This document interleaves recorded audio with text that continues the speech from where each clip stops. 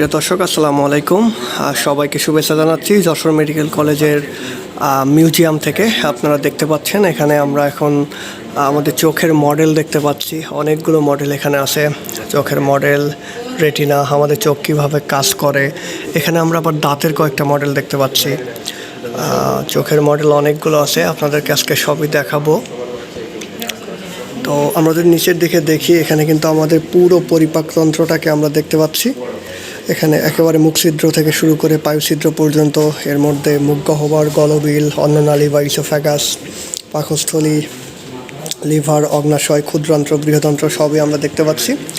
এপাশে আমরা কিন্তু আমাদের রেনাল সিস্টেমটা দেখতে পাচ্ছি, যেখানে বেসিক্যালি আমাদের দুইটা বৃক্ক বা কিডনি যেটা বলি, ইউরেটার, মূত্রথলি, মূত্রাশয় এবং পুরুষ যে প্রজনন অঙ্গ সেটারও কিছু অংশ আমরা দেখতে পাচ্ছি। এপাশে মূলত আমাদের শরীরের যে তোমরা যেটা বলে থাকো যে হচ্ছে লসিকা নালী বা লসিকা গ্রন্থি বা লসিকা তন্ত্র সেটা আমরা দেখতে পাচ্ছি। এপাশের চিত্রটা যদি তোমরা একটু খেয়াল করো, এখানে কিন্তু আমাদের পুরো শরীরের যে ধমনীতন্ত্র এবং শিরাতন্ত্র এখানে খুব সুন্দরভাবে দেখানো আছে। তো আমরা যদি পরে একটু আগাই, আমরা যদি দেখি, এখানে কিন্তু আবারও একটা পরিপাকতন্ত্র আমরা দেখতে পাচ্ছি, তারপরে একটা মাস্কিউলোস্কেলেটাল সিস্টেম আমরা দেখতে পাচ্ছি। পরিপাকতন্ত্র অনেকগুলো, আসলে নিচের এই শাড়িটা সম্ভবত পরিপাকতন্ত্রের প্রত্যেকটা অঙ্গকে খুব ভালোভাবে দেখানো হয়েছে। আমরা যদি একটু উপরেও আসি, এখানে কিন্তু মূলত আমাদের যে মিডিয়াস্টিনামকে দেখানো হয়েছে। বেসিক্যালি আমাদের থোরাক্স বা বক্ষ দেশ বরাবর যে অর্গানগুলো থাকে, এখানে আমরা দেখতে পাচ্ছি ফুসফুস, তার মাঝখানে হৃৎপিণ্ড আছে এবং আমাদের বড় বড় ধমনী শিরাগুলো এখানে আমরা দেখতে পাচ্ছি। এখানে একটা মডেল দেখতে পাচ্ছি, এটা মূলত আমাদের কানের মডেল, যেটা আমরা বাইরে থেকে আমরা শুধুমাত্র কানটাকেই দেখি বা এক্সটার্নাল এয়ারটাকে দেখি, বাট ভিতরের দিকে কত জটিল সৃষ্টি আল্লাহ তাআলা এখানে আমরা দেখতে পাচ্ছি। এখানে পুরো জিনিসটাকে দেখানো হয়েছে। তারপরে যদি আমরা একটু খেয়াল করি, এখানে কিন্তু আমাদের ব্রেইনের কিছু অংশ আমরা দেখতে পাচ্ছি। তারপরে আবার এখানে আমাদের স্কাল যেটাকে বলি বা আমাদের মস্তিষ্ক, যে অস্থির কুঠুরির মধ্যে থাকে স্কাল, সেটাকে আমরা দেখতে পাচ্ছি। এখানে মূলত আমরা আমাদের ফেস এবং দাঁত দেখতে পাচ্ছি, খুব সুন্দর, ইন্টারেস্টিং লাগতেছে দেখতে।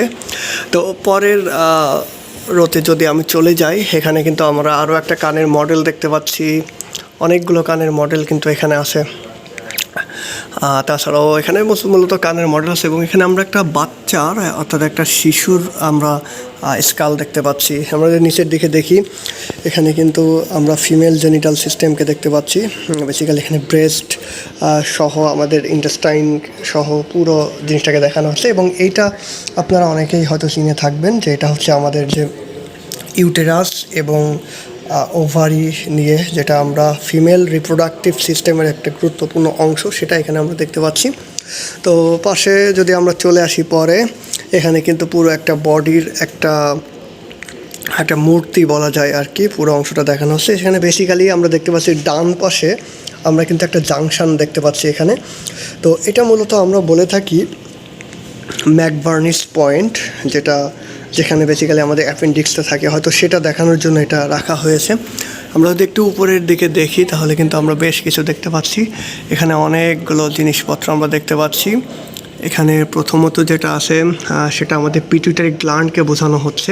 এবং তোমরা জানো যে পিটুইটারি গ্ল্যান্ডের দুইটা অংশ, অগ্র পিটুইটারি বা নিউরো হাইপোফাইসিস এবং অ্যাডিনো হাইপোফাইসিস, প্রস্তাব পিটুইটারি বা অগ্র পিটুইটারি দুইটা।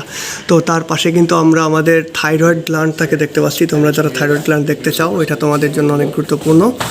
তার পাশে আমরা বৃক্ক দেখতে পাচ্ছি, অর্থাৎ কিডনি, এবং তার সাথে অ্যাড্রেনাল গ্ল্যান্ড, এবং তার পাশে এটা সম্ভবত টেস্টিসকে বোঝানো হচ্ছে। হ্যাঁ, এটা একটা টেস্টিসকে দেখানো হচ্ছে বা শুক্রাশয় যেটাকে আমরা বলি। তো নিচের দিকে যদি খেয়াল করো, এখানে কিন্তু আবারও সেই আমরা আমাদের জরায়ু এবং ওভারিকে দেখতে পাচ্ছি। এপাশেও মস্তিষ্কের একটা অংশ দেখানো হচ্ছে, যেটা মধ্য মস্তিষ্ক বা পশ্চাৎ মস্তিষ্কের একটা অংশ দেখানো হচ্ছে, যেখানে পন্স বা মেডুলা অবলঙ্গাটাকে তোমরা দেখতে পাচ্ছ। এবং এপাশে অগ্নাশয়ের একটা চিত্র তোমরা দেখতে পাচ্ছ। তো এই পাশে যদি আমরা খেয়াল করি, এখানে কিন্তু আরও অনেক জিনিসপত্র আছে। এখানে রেনাল সিস্টেম, কিডনি দেখতে পাচ্ছ, উপরের দিকে আমাদের পুরো সিস্টেমগুলোকে সুন্দর করে দেখানো হয়েছে। এবং এই পাশে দেখো সুন্দর একটা স্কেলিটন তোমরা দেখতে পাচ্ছ। এই স্কেলিটন তোমরা জানো যে আমাদের দেহ কিন্তু ছোট বড় 206টা অস্থি দিয়ে গঠিত, সেই মডেলটা এখানে দেয়া আছে। এবং তোমরা যদি খেয়াল করো যে একটা গুরুত্বপূর্ণ এমসিকিউ তোমাদের জন্য, সেটা হচ্ছে যে ভ্রূণীয় অবস্থায় কিন্তু আমাদের এই অস্থিগুলো সংখ্যা থেকে প্রায় 300। ওকে, তো এরপরে যদি আমরা আসি, এখানে কিন্তু অনেক কিছুই দেখানো হয়েছে। আমরা যদি এখানে খেয়াল করি যে একটা কোষ বিভাজন থেকে শুরু করে আমরা বা এখানে বেসিক্যালি বোঝানো হচ্ছে যে ম্যালেরিয়া জ্বর, হ্যাঁ, ম্যালেরিয়া জ্বর কীভাবে আসলে আমাদের মাঝে ছড়ায় তোমরা জানো। প্লাজমোডিয়াম ভাইভ্যাক্স হচ্ছে কারণে এটা ছড়ায় থাকে। উপরের দিকে দেখো এন্ডোক্রাইন সিস্টেম, তোমরা জানো এন্ডোক্রাইনোলজিতে মূলত এন্ডোক্রাইন বা অন্তঃক্ষরা গ্রন্থি থেকে আসা হরমোনগুলো নিয়ে কাজ করা হয়ে থাকে, পড়াশোনা করানো হয়ে থাকে। এখানে আমরা দেখতে পাচ্ছি একটা এমব্রায়ো বা একটা ভ্রূণ মায়ের পেটে কীভাবে থাকে, যেটাকে আমরা এমব্রায়োলজির মধ্যে পড়ি। হ্যাঁ, তো এরপরে ইউরিনারি ট্র্যাক্টটা দেখানো হচ্ছে। নিচের দিকে খেয়াল করলে দেখো এখানে আমাদের মাংসপেশি সহ মাস্কুলোস্কেলেটাল সিস্টেমটাকে দেখানো হচ্ছে। এখানেও ঠিক একই রকমভাবে দেখানো হচ্ছে, এগুলো তোমরা আগেই দেখেছো। তো আমরা যদি একটু এই পাশের দিকে আসি, তো এই পাশের দিকে উপরে দেখো আমাদের সেই বক্ষপিণ্ডর ফুসফুস আমরা দেখতে পাচ্ছি। হ্যাঁ, তারপরে আমরা অনেক কিছু কিন্তু এখানে দেখতে পাচ্ছি। দেখো কত বড় একটা হার্ট, হ্যাঁ, এটা খুব সুন্দর করে। হ্যাঁ, ওর এখানে একটা মশা আছে, তোমরা জানো মশার মাধ্যমে, মশকের মাধ্যমে অনেকগুলো রোগ ছড়ায়। তো অনেক মডেল আমরা দেখতে পাচ্ছি। এই যে কিছু কিউট বাচ্চা দেখানো হচ্ছে, বাচ্চা দিয়ে মূলত কিন্তু এখানে চিকেন পক্স কেমন হয় আর কি, হ্যাঁ, চিকেন পক্সের র্যাশগুলো কেমন হয় সেটা এখানে দেখানো হচ্ছে। তারপরে এখানে আমরা যদি দেখি, তোমরা জানো যে এইচআইভি ভাইরাসের কারণে আমাদের এইডস রোগ হয়ে থাকে, এটা কিন্তু এইচআইভি ভাইরাসের একটা ডামি মডেল কিন্তু এখানে দেখানো হয়েছে। ওকে, তো আমরা যদি একটু এদিকে আসি, এখানে ওই যে একটা মশা আছে হাউস ফ্লাই, বেসিক্যালি এটা হচ্ছে মাছি। হাউস ফ্লাইয়ের মাধ্যমে অনেক রোগ ছড়ায়, আমাদের ডায়রিয়া থেকে শুরু করে অনেক কিছুই হতে পারে। এখানে মাস্কুলোস্কেলেটাল সিস্টেম, এই যে এখানে হাইপার টেনশন কীভাবে কী বলা হয় সেটা বলা হয়েছে hepatitis, that means inflammation of the liver. এর পাশে অ্যাজমার ম্যানেজমেন্ট সম্পর্কে কিছু কথাবার্তা বলা হয়েছে। আমরা যদি এদিকে খেয়াল করি, এখানেও আবার ম্যালেরিয়ার লাইফ সাইকেলটা অনেক কিছু দেখানো হয়েছে। তো একটু সব ব্যাপারে আসলে আলোচনা করা সম্ভব হচ্ছে না, আমি একটু দেখাই যায় আর কি। এখানে আমাদের আবার সেই সিস্টেমগুলো আছে, প্রচুর অনেক কিছু কিন্তু এর মধ্যে আমাদের আছে। হ্যাঁ, তো আমরা যদি এই পাশটা একটু খেয়াল করি, এখানেও কিন্তু অনেক কিছু আমরা দেখতে পাচ্ছি। মূলত আমাদের ইউটেরাসের মধ্যে একটা বাচ্চা কিভাবে থাকে সেটা এখানে বেসিক্যালি বলা হচ্ছে, দেখানো হচ্ছে। এখন প্রথমত তোমরা জানো যে শুক্রাণু এবং ডিম্বাণু মিলিত হয় এবং জাইগোট তৈরি করে, এই ঘটনাটা ঘটে আমাদের ইউটেরাইন টিউবের মধ্যে। তারপর সেখান থেকে ইমপ্লান্টেশন হওয়ার পরে ইউটেরাসের মধ্যে বাচ্চাটা চলে আসে।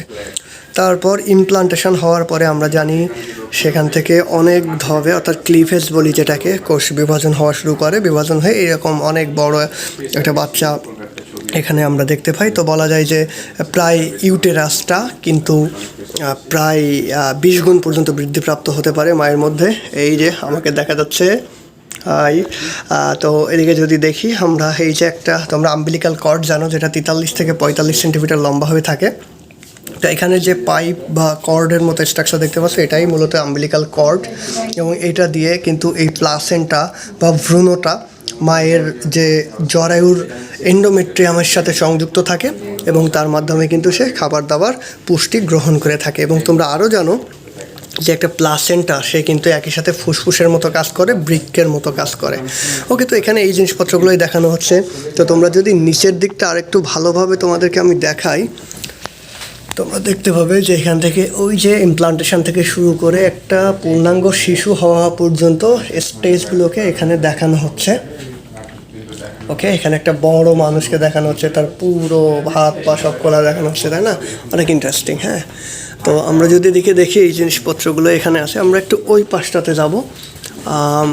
এখানে দেখো, এখানে কিন্তু একটা স্কাল আছে। হাই, তো এখানে দেখো অনেকগুলো স্কাল কিন্তু আমরা দেখতে পাচ্ছি। এই যে ছোটো শিশু থেকে শুরু করে বড় অনেকগুলো স্কাল আমরা দেখতে পাচ্ছি। তো এই পাশে দেখো আরও একটা স্কাল। এখানে যদি দেখো, এখানে একটা ফিমেল ডামি বডি এখানে আছে বোঝানোর জন্য। তো এই যে দেখো, আমি যদি দেখাই, এখানে কিন্তু তোমরা বেসিক্যালি আমাদের ফুসফুস হার্ট সেটাকে তোমরা দেখতে পাচ্ছ।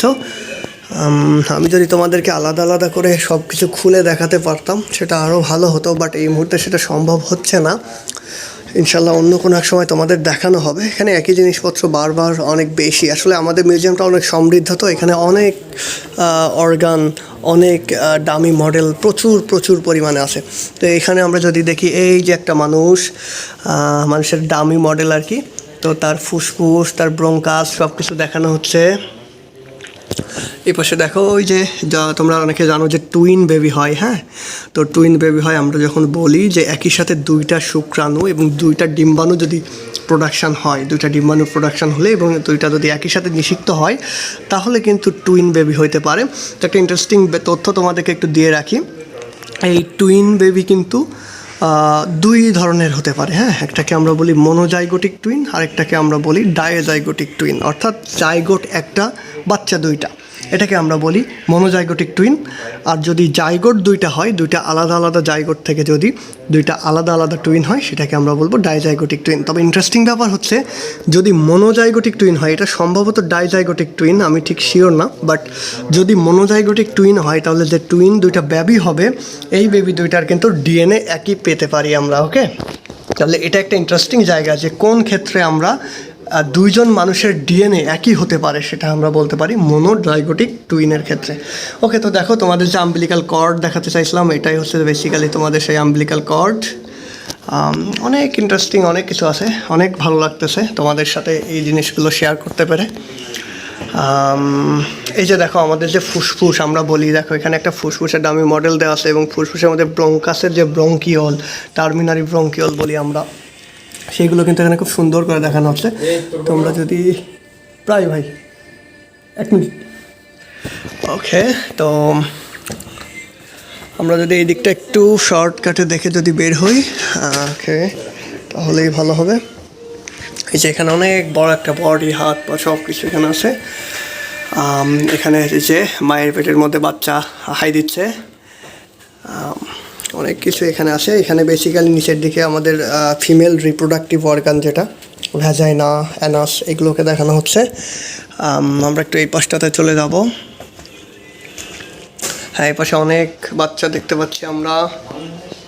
এই যে এখানে একটা ফিমেল রিপ্রোডাক্টিভ অর্গান, একটা ফিমেল, এখানে একটা মেল রিপ্রোডাক্টিভ অর্গানের দামি আছে। তো আমরা যদি আমাদের বোনসগুলো একটু দেখি, এখানে কিন্তু আমাদের বোনসগুলো আছে। এই যে সব বোনস এখানে আলাদা আলাদা করে দেওয়া আছে, যদিও আমরা স্কালে আগে দেখেছি জিনিসগুলো, তারপরেও একটু একটা ভিউ দিচ্ছি আর কি। তো এখানে বেসিক্যালি আমরা যারা লিভার বলি, যকৃৎ, এখানে আমাদের যকৃতের একটা কয়েকটা দামি আছে আমরা দেখতে পাচ্ছি। তোমরা জানো যকৃৎ হচ্ছে আমাদের দেহের সব থেকে বড় মিশ্র গ্রন্থি এবং এটা 4টা খণ্ড আছে, ডান, বাম, কোয়াড্রেট এবং কোয়াড্রেট।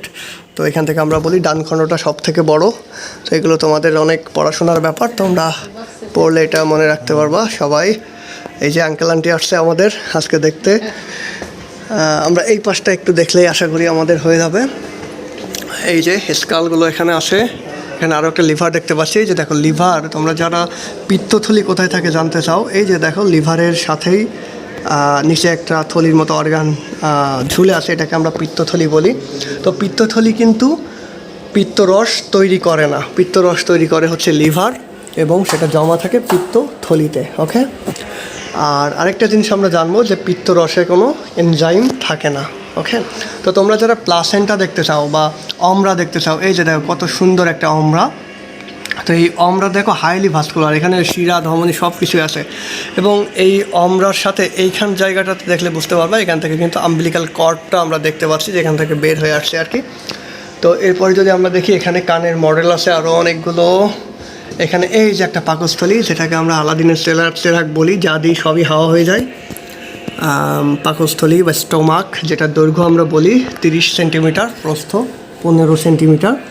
তো এই পাকস্থলীর খুবই গুরুত্বপূর্ণ, এখানে পেপটিক আলসার হতে পারে বা গ্যাস্ট্রিক আলসার হতে পারে এবং হেলিকোব্যাক্টার পাইলোরি নামক একটা ব্যাকটেরিয়া কারণে হতে পারে। এখানে আমরা কিডনি দেখতে পাচ্ছি।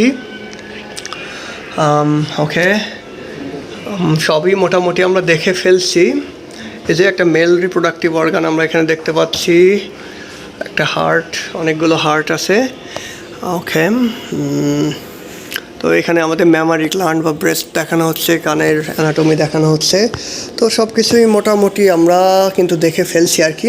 তো এই পাশটা যদি একটু দেখি, এখানেও mail reproductive organ, heart, skull, heart, এখানে আমরা ফুসফুস দেখতে পাচ্ছি, এই যে ফুসফুস। তো মোটামুটি আমার মনে হয় সব কিছু দেখিয়ে ফেলছি। অন্য কোনো একদিন আরও ভালোভাবে হয়তো বা আমরা এটা নিয়ে আলোচনা আসতে পারি, নতুন ভিডিওতে আসতে পারি। তো সবাইকে অসংখ্য ধন্যবাদ ভিডিওটি দেখার জন্য। ইনশাআল্লাহ দেখা হবে পরবর্তীতে নতুন কোনো শিক্ষণীয় ভিডিও নিয়ে। আসসালামু আলাইকুম।